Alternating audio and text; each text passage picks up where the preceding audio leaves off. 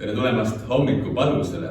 Täna hommikupalvus toimub külmast Tartust, väljas on -kraade ja ma olen sellises kohas, millest kohe kuulete täpsemalt ja mul on üks abiline ka, Tõnis Valk. Tere, Tõnis! Tere! Kas sa räägiksid meil täpsemalt, kus me täna oleme? Jaa, me oleme Eluringi keskuses, mis on üldhooldusteenust pakkuv tänapäevane hooldekodu. Siin on 138 kohta ja on 12 siis iseseisva elu korterit. Ja hoone ühes tiivas on siis hooldekodu ja teises on lasteaed. Ja siis õueala on ühine nii lastele kui eakatele. Meil on väga ilus õueala. Ja lasteaialapsed käivad aeg-ajalt ka koos eakatega võimlemas hommikuti. Ja samuti siis Eluringi keskuse elanikud on käinud lasteaialastele ka ette lugemas. Ja siis õues kohtutakse samuti, et need on praegu sellised laste ja eakate kokkupuutepunktid. Eluringi keskus on siin Tartu nurgas. Annelinna servas ja Räpina maantee algab siit meie kõrvalt. Annemise 2 kunagi oli see teoloogiline seminar oli siin. Ma ise õppisin siin, omandasin teoloogilise hariduse, tohutult suur maja, aga kooli osa oli siin või ei olnud nii suurt väljund, et õpilasi ei olnud nii palju ja siis tehti muudatused, et kool läks Tallinnasse ja siia rajati siis meie EKP liidu ehk siis Baptisti liidu kristlik selline hooldekodu. Ja nüüd ta on väga erineva teistsuguse ilmingu saanud. Korralik renoveerimine on käinud ja siin ma samas ruumis olen ise õppinud ka teoloogilist haridust omandanud. Ja nüüd on hea meel, et see on palju produktiivsemalt kasutatud, et kõik ruumid, siin on nüüd vanu inimesi ja noori inimesi ja palju elu käib siin. Aga sul on endal ka lapsi ja... Ja, perega elame Tartus, on 3 last, poeg Joonatan on 16-aastane, tütar Elisabeth 14-aastane, teadur Tobias on 9-aastane. Mis väiksed abilised olemas kodus, kes ka koristavad ja ma loodan. Ja ma saan, Tõnis on siin kaplan siis selle Eluringi keskuses hooldekodus. Aga mitte ainult siin ei ole sa tegutsemas, sa oled ka kuskil pastor ka. Väikest Louksa Baptisti kogudust Põhja-Eestis teenib pastorina ja Harjumaal. Väga tore. Aga siit edasi, ma loen tänase hommikupalvuseks ka ühe piibliteksti. Mõtlesin, mis võiks sobida kokku hooldekoduga ja siis leidsin sellise koha, kus psalmide raamatus räägib kergelt siis põlvkondade kokkupuutumisest.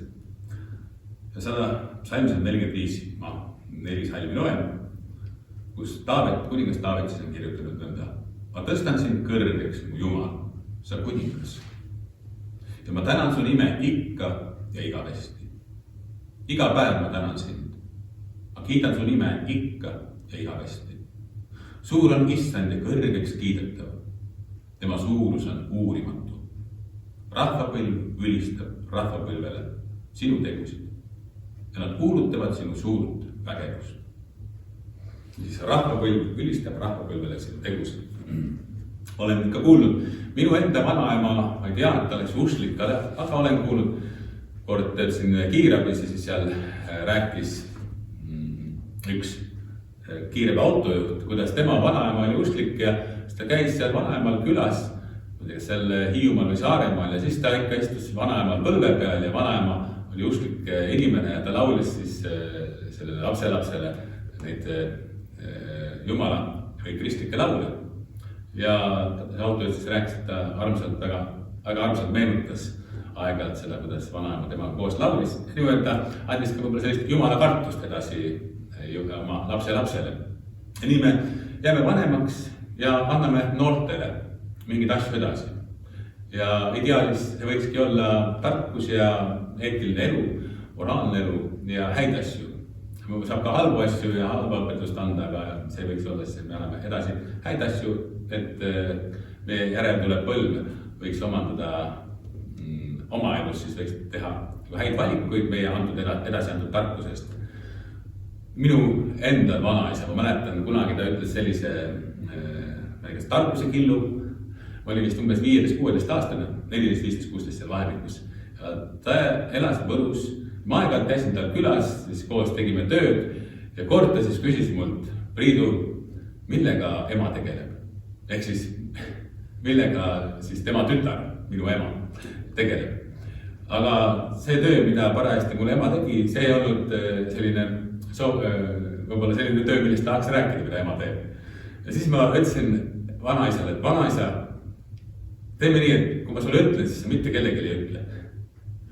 Siis vanaisa ütles mulle, Priidu, kui sa tahad, et mitte keegi ei teaks, siis ära ütle mitte kellelegi. Ja siis ta rohkem ei pommid ka nüüd selle küsimusega, millega ema tegeleb. Aga seal oli siis oma tarkus, et on asju, mida me võiks teistele inimestele edasi rääkida, mis on seotud meie enda eluga ja jagatud mure on ikka kergem kanda. Aga võib-olla on asju, saladusi, mida ei sobi teistele jagada. Ja nii olgu meil siis tarkust, et me ei räägiks inimesi taga ja ei räägiks teiste asju selja taga. Nii, siit edasi laulame 2 laulu. Üks laul on varsti üsna pea, saame näha kuningat.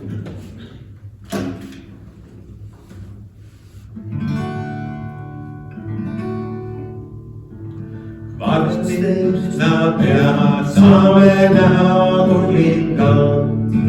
Varsti üsna pea saame näha kuningat. Varsti üsna pea saame näha kuningat. Halleluuja, halleluuja, saame näha kuningat. Kaavad pisarad, saame näha kuningat. Kaavad pisarad, saame näha kuningat. Kaavad pisarad, saame näha kuningat. Halleluuja, halleluuja, saame näha kuningat. Surma võidetud, saame näha kuningat. Surma võidetud, saame näha kuningat. Surma võidetud, saame näha kuningat. Halleluuja, halleluuja, saame näha kuningat. Ega ma saan aru, et Eluringi keskuses toimub ka laulmist nende vanade inimestega, kes siin elavad. On küll, on jumalateenistuste raames, on hommikupalvuse alguses. Hommikupalvused on siis igal tööpäeva hommikul. Aga tõsi, kord nädalas hommikupalvuse alguses me laulame.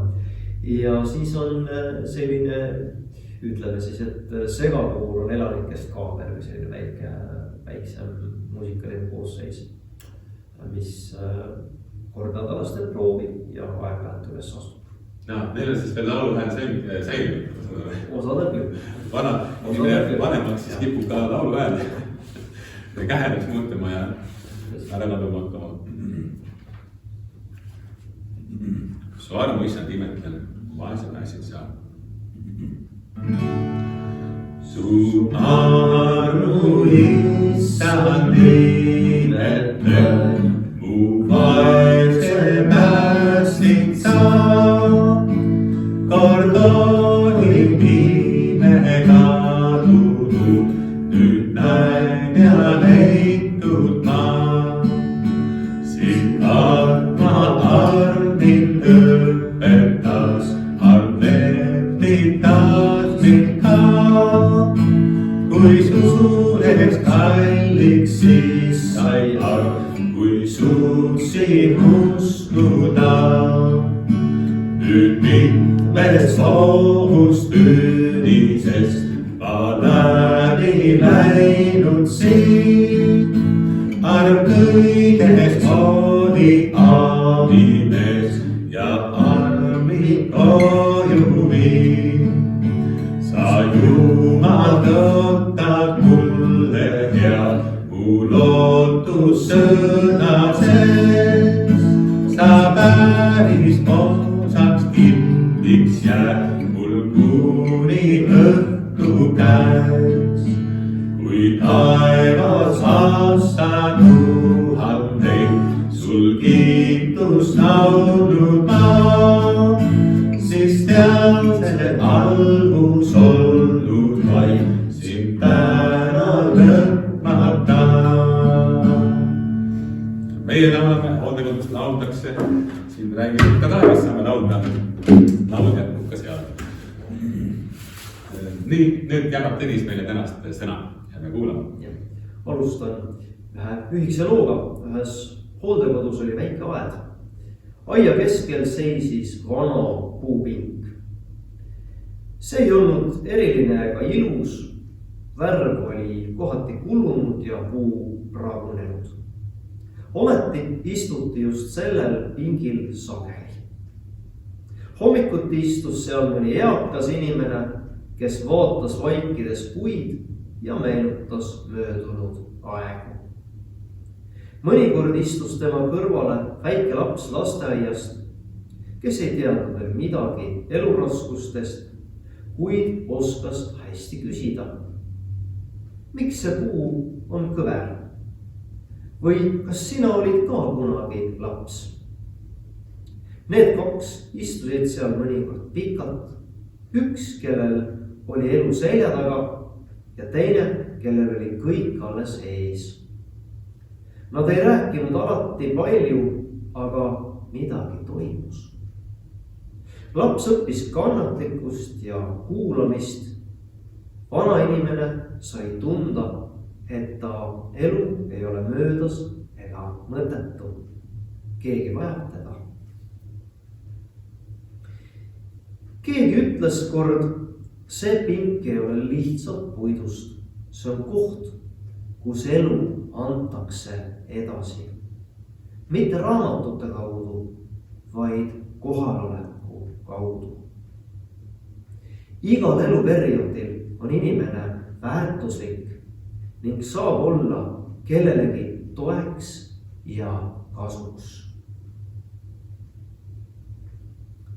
Ka Eluringi keskuses tunnevad eakad suurt rõõmu laste toimetamisest ja lastel on võimalik õppida midagi väikest, kuid olulist selleks, et edaspidi elus hästi toime tulla.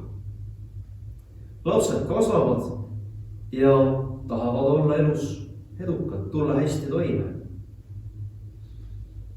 Kõik inimesed tahavad rajada midagi püsivat. Aga kuidas rajada midagi püsivat?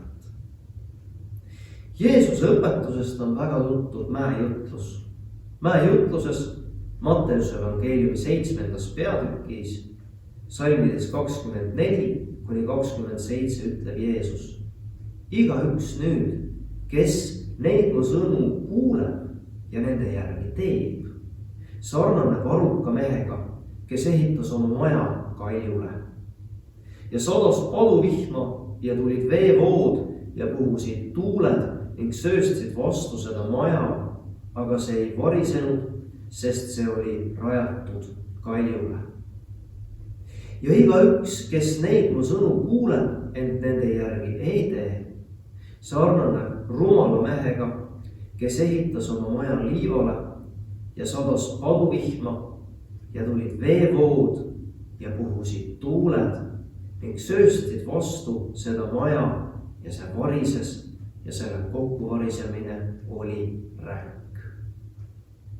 Jeesuse öeldu on lihtne, kõlab isegi selline esmalt võib-olla näinud lapselikult, aga selle sisu on sügav. Jeesus ütleb, kes neid mu sõnu kuuleb ja nende järgi teeb. Seega, kes Jeesuse sõnade järgi teeb. Jumala sõna on ka tänapäeval see kalju, millele võime oma elu rajada. Kindel alus. Paljud inimesed ütlevad, et neil on raske mõista Jumalat ja seda, mida Jumal inimeselt ootab. Aga väga paljud on kogenud, et kui nad on hakanud piiblit lugema, siis samm-sammult on nad õppinud mõistma, mida ootab Jumal inimeselt, aga ka mida mina võin Jumalalt oodata. kui sa alustad piibli lugemist, ei ole vaja lugeda palju korraga. Võib alustada sellest, et lugeda kas või 10 salmi korraga, aga seda ikka regulaarselt. Tavaliselt alustatakse raamatu lugemist algusest peale. Piibliga on teistmoodi. Hea on alustada Uuest Testamendist, näiteks Johannese evangeeliumist. Meie ühiskonnas on liiga palju muutlikku. Liiga palju seda, et ma täna ütlen ühtmoodi, aga homseks on kõik juba hoopis teisiti. Öeldu ei kehti. Piibel õpetab, et Jumal on muutumatu. Jumal on nagu kalju, millele saame rajada oma elu. Jumal jääb selle juurde, mida ta on lubanud.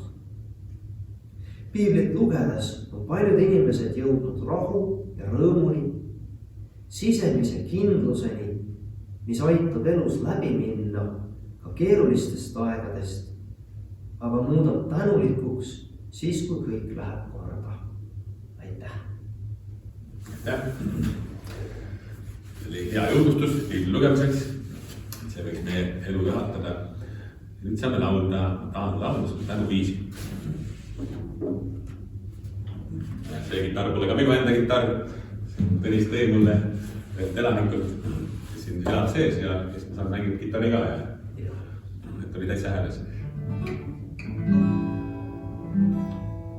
Ma tahan laulda sulle tänuviisi, sind ülistan, sest sina oled hea.